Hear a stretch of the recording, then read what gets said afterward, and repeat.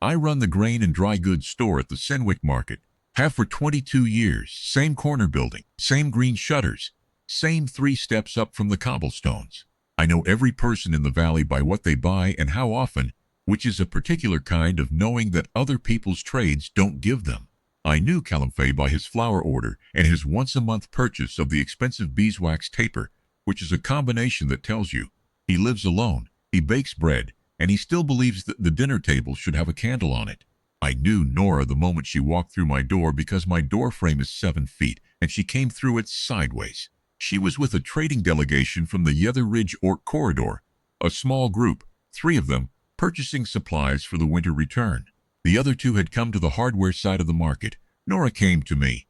She had a list, written in careful standard with the orc script alongside each item in smaller letters, the way a person writes things down when they want to make sure they have the translation right. She went through the list without rushing, checked the weight on the grain sacks herself with practiced hands, asked about the provenance of the salt, and paid without complaint at the fair price. She came back 3 weeks later, not with the delegation alone, on a day when the mountain road would have been a 4-hour round trip in cold weather. She bought a small amount, nothing urgent. She took the long way out through the market square. Callum Faye's property runs along the east end of the Sennwick market lane. He was stacking fence posts along the road edge when she came through. I saw it from my 2nd floor window because I was taking my afternoon break up there with a cup of tea. I have a good view of the lane, he greeted her. She stopped. They spoke, I couldn't hear what.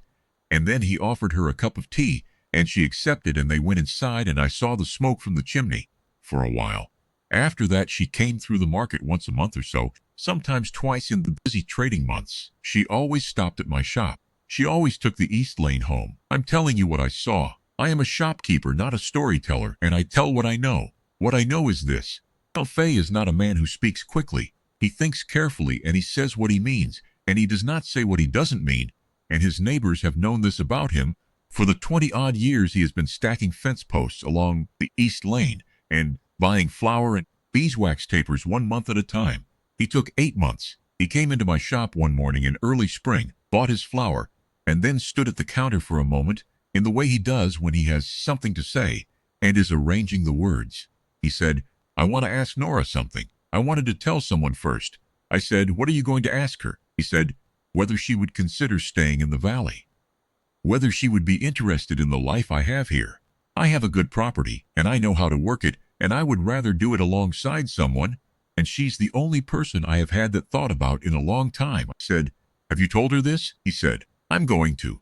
I wanted to make sure it sounded right to someone else first. I said it sounded right to me.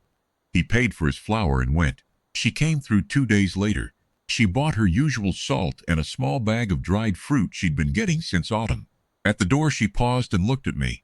Nora does not have a particularly readable face. I say this without criticism. It is simply accurate. She keeps what she thinks where she keeps it. But she looked at me, and something in her expression was different, and she said, I wanted to tell you something as well.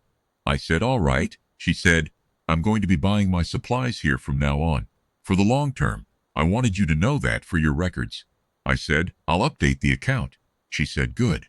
And then she went. She was down by the east lane for perhaps 20 minutes before she came back up through the market, and she came past my window, and she was not alone.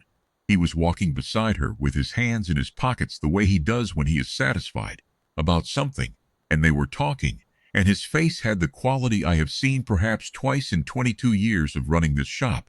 A man who said the thing he meant to say, and it landed exactly where he meant it to. I added her name to the permanent account that afternoon.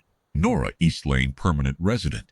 Long-term grain, salt, dried fruit, and I made a note to myself to keep the expensive beeswax tapers in stock, because 1 beeswax taper a month was going to become 2.